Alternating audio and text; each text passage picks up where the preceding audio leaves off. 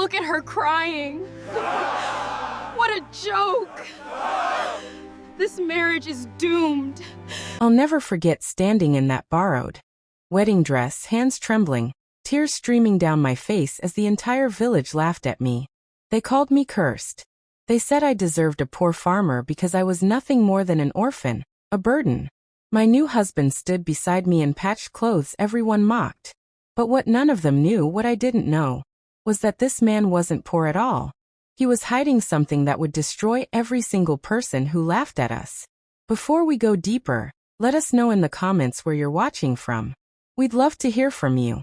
And if you're new here, click on the subscribe button so you never miss any of our upcoming videos. My name is Grace. I was 7 when I lost my parents in a car accident. My Aunt Martha took me in, but I wasn't family to her. I was free labor.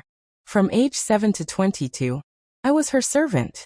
I woke at 4:30 every morning to cook, clean, wash clothes by hand, and work in her shop. My cousins went to school. I didn't. They ate chicken and rice.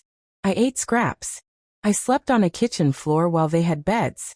The village saw my suffering but said nothing. I learned that being poor and orphan meant you were invisible. I stopped expecting kindness and just survived, hoping one day something would change. Everything shifted when I turned 22. Aunt Martha came home one evening with a strange look on her face. "Grace, I've found someone willing to marry you," she announced. "His name is Daniel. He's a poor farmer, but beggars can't be choosers. You should be grateful anyone wants you at all." I knew this wasn't about my happiness. She just wanted me gone. But where could I go? I had no money, no education, no family. So I accepted my fate and hoped this Daniel would at least be kind. 3 weeks before our wedding, I met him. He was tall and quiet with dark eyes that seemed to see everything without judging. He wore simple, mended clothes and had rough, calloused hands. He didn't smile much and spoke little. But when Aunt Martha tried to tell him how to treat me like a servant, his voice was firm. "I'll decide how to treat my wife," he said. That tiny moment of defense gave me the first hope I'd felt in 15 years. Maybe this poor farmer would be different. Maybe he'd be kind. That's all I dared to hope for. Our wedding was humiliating. Aunt Martha borrowed a yellow dress 2 sizes too big. About 30 people came to gossip. I heard them whispering as I walked down the aisle. "Look at her dress. She looks like she's going to a funeral. That Daniel must be desperate. An orphan with nothing?" My cousin Sandra said loudly, "I'm so glad I'm not Grace. They'll probably starve together." Everyone laughed. But when I reached Daniel, he took my hand with a warm, steady grip. During his vows, he looked directly at me and said, "I promise to protect you, provide for you, and honor you. You are not a burden. You are a blessing." No one had ever called me a blessing before. I started crying. He slipped a simple gold ring on my finger. A ring that looked too expensive for a poor farmer, but I was too overwhelmed to question it. When he whispered, "You're safe now," I believed him. As we walked to his farm after the ceremony, cruel words followed us. "They won't last 6 months. She'll run back begging to be a servant again." When we were far enough away, Daniel stopped and turned to me. "I'm sorry they treated you that way. You deserved better." He pulled out a clean handkerchief, much nicer quality than his clothes suggested, and handed it to me. I was confused by this man who seemed poor but carried expensive things. Daniel's farm looked exactly like what everyone said. A small house with 2 rooms, a few chickens, and a vegetable garden. But as I started living there, I noticed things that didn't add up. First, Daniel spoke perfect English, using words I didn't understand, explaining things so clearly that he had to be educated. Second, he wore an expensive silver watch. When I asked about it, he said it was a gift from his father and changed the subject. Third, twice a week a boy delivered letters in crisp white envelopes with typed addresses. Daniel would read them privately in the bedroom. Once I walked in without knocking and saw him writing with a beautiful gold pen. He quickly covered the letter. "Grace, please knock when the door is closed," he said gently but firmly. I'd seen enough to know something wasn't right. The strangest thing happened 3 months into our marriage. I woke up past midnight and Daniel wasn't beside me. I found him walking into the forest. My curiosity won. I followed at a distance and saw 3 men in expensive suits standing beside a black SUV. Nobody in our village owned cars like that. I hid behind a tree and heard fragments of their conversation. "The papers are ready, Mr. Daniel. Whenever you're ready to proceed. The board is waiting for your signal." "Mr. Daniel? Papers? Board? What were they talking about?" Daniel handed them an envelope. They drove away, and he started walking back. I ran home and pretended to be asleep, but my mind was racing. Who was my husband really? Why were wealthy men calling him Mr. Daniel? The next day, while Daniel worked in the garden, I searched the bedroom. Hidden beneath his shirts in a trunk, I found a leather folder. Inside were business documents, land deeds, and bank statements with amounts so large I counted the zeros 3 times. At the top of one letterhead, I read, Daniel Mercer, Chief Executive Officer, Harvest Holdings Incorporated. My husband wasn't just wealthy. He was the head of a major agricultural company everyone in farming communities knew. I felt dizzy. Nothing made sense. If he was that rich and powerful, why was he living like this? Why did he marry me? I carried this secret for weeks, watching Daniel, wondering when he'd tell me the truth. Despite my confusion, I was happier than I'd ever been. Daniel was kind, respectful, and treated me like an equal. Then everything fell apart. 5 months into our marriage, Aunt Martha and several village women showed up at our door. They sat in our small house with barely disguised contempt. "Grace, how are you managing in this tiny place?" Aunt Martha asked with false concern. My cousin Sandra added cruelly, "A good husband who can barely feed you? You're thinner than ever." Another woman said, "We've heard your husband is strange. He disappears at odd hours. Maybe he's involved in something dangerous. Are you safe here?" I felt rage building. These women hadn't cared about my safety when I slept on a kitchen floor. "I appreciate your visit, but we're fine," I said firmly. "Daniel is a good man, and I'm happier here than I've ever been. You can tell the gossips to mind their own business." Aunt Martha's face turned red. "How dare you speak to us like that?" Sandra stood up. "Face it, Grace. You married a poor, weird farmer because no one else would have you. You're still the same worthless orphan." Something inside me snapped. "Get out of my house. All of you. Don't come back unless you're invited." When Daniel came home, I told him what happened. Instead of being angry, he knelt down and took my hands. "I'm proud of you. You stood up for yourself. That takes courage." Then his face grew serious. "Grace, there are things you don't know about me. Things I should have told you." My heart raced. This was it. But before he could speak, we heard loud voices and car engines outside. 3 black SUVs pulled up. Men in expensive suits got out. Daniel tensed. "Stay inside," he ordered. But I followed him to the door. An older man stepped forward. "Mr. Mercer, we need to speak with you. Your time is up. You can't hide here anymore. The board has made their decision. You either return immediately and take your position, or they'll appoint someone else. Your little experiment is over." Experiment. The word hit me like a punch. Was I part of an experiment? Daniel's voice turned cold. "This is not an experiment. This is my life. My choice." The man laughed harshly. "You're the heir to the largest agricultural company in the region. You have responsibilities. You can't just hide out here playing farmer with some village girl." Daniel's voice rose. "Don't speak about my wife that way." I stepped back feeling sick.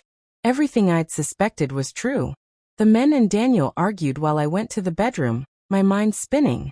Was Daniel using me to gather information for his company? Was our marriage just a business strategy? When the SUVs finally left, Daniel came inside looking exhausted. "Grace, we need to talk. I can explain everything." "Or you really?" I asked quietly. "And why did you marry me?" He sat down and began. "My full name is Daniel James Mercer. I'm the only son of the founder of Harvest Holdings. When my father died 2 years ago, I inherited everything. I became one of the richest men in the region overnight. But I didn't want it. I'd watched wealth and power make people cruel. Every woman I met only cared about my money. So I asked the board for 1 year to live as a normal person. I wanted to find someone who could love me for who I really am, not what I have. I came to this village, heard about you, saw you at the market being kind despite your suffering, and knew I wanted to marry you. Not to test you, Grace. Because I genuinely saw your strength and good heart. So it was all planned? I said, tears falling. You let me believe you were poor. You kept me in this tiny house when you could have given me comfort. How is that not deception? He looked down, shame clear on his face. You're right. I should have told you sooner. I was afraid that once you knew about the money, everything would change. That you'd treat me differently. I wanted you to fall in love with me, with who I really am. And what about what I wanted? I asked angrily. Did you think about my right to know who I was marrying? You're absolutely right. He said desperately. I was selfish. But these 5 months with you have been the happiest of my life. Getting to know you. Watching you believe you're worthy of love. Every day confirmed that marrying you was the best decision I ever made. I didn't marry an idea. I married you, the real you. And I'm falling in love with you more every day. His words made my heart ache. I wanted to believe him, but trust once broken isn't easy to repair. Before I could respond, the SUVs returned. The older man, Marcus, was more insistent. We need you back within the week. There are urgent matters that can't wait. Daniel looked at me, a question in his eyes. I had to decide. Walk away from this man who'd lied, or believe that the connection we'd built was real. I thought about his gentleness, his respect, the way he'd made me feel valuable for the first time in my life. Yes, he'd lied about wealth. But he'd never lied about how he treated me. Every kindness had been real. 1 week, I said to Marcus. We'll come back in 1 week. But I have conditions. I want education so I can understand the business. I want to visit the farmers your company works with. And I want a voice in decisions that affect their lives. If I'm part of this world, I'm going to be useful. I'm going to make a difference. Daniel smiled, his eyes bright. Marcus nodded curtly. After they left, Daniel turned to me. You're staying? I held up my hand. I'm not saying I've forgiven you for lying. That's something you'll have to earn back. But I believe the man I've lived with is real. I believe you care about me. And maybe we can build something good together if you're completely honest from now on. Always, he promised. No more secrets. That week, we prepared. Daniel taught me about the company, bought me proper clothes, and made arrangements to maintain our small farm. This place is where I found myself, he explained. Where I found you. I want to keep it. The day before we left, I went back to Aunt Martha's house. I came to tell you that you were wrong about me, I said. You spent 15 years trying to make me believe I was worthless. But I'm not. I never was. I'm valuable, strong, and I deserve respect. Daniel sees that. And I forgive you. Not because you deserve it, but because I deserve to be free of the anger you caused me. She stared, speechless. Oh, and one more thing. My husband, the poor farmer you all mocked?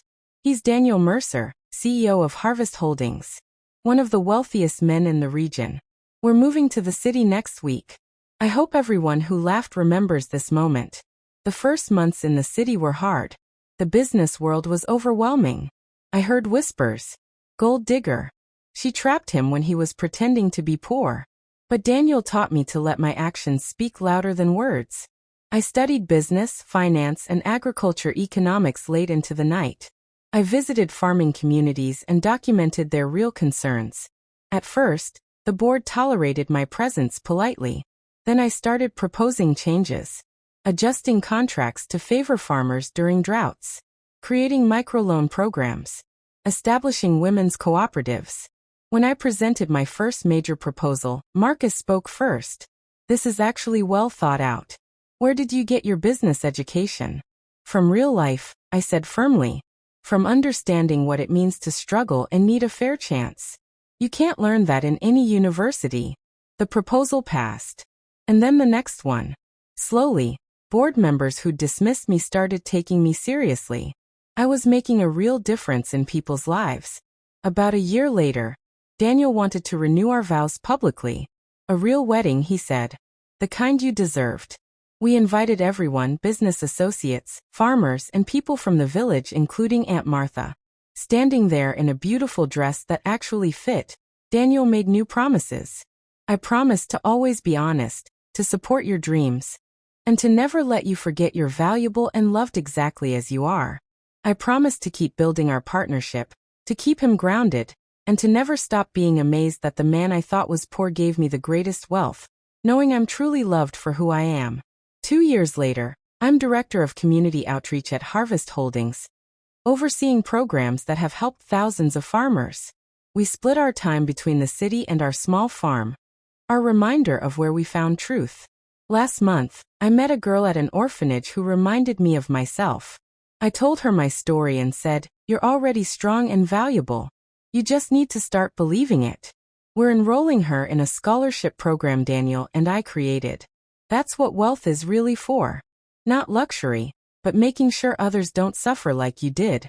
Sometimes people ask if I'm angry about my years with Aunt Martha. Honesty, no. Those experiences gave me empathy I use every day. They taught me that dignity isn't something someone gives you. You claim it for yourself. My suffering had purpose. It prepared me for exactly the life I'm living now. So here's my question for you. If you were in my position when I discovered Daniel's secret, what would you have done? Would you have stayed and tried to build something real despite the deception? Or would you have walked away? There's no wrong answer, but I'd love to hear your thoughts in the comments. Have you ever been judged based on appearances without anyone seeing your true value? How did that change you? I believe we all have something to learn from each other's stories. Your value isn't determined by circumstances, how much money you have, or how others treat you. Your value is inherent. You matter because you exist. If you've been hurt like I was, I'm asking you to stay open anyway. Not everyone is cruel. There are good people who will see your worth even when you can't. And you have the power to become the person you needed when you were struggling. True wealth isn't found in what you have.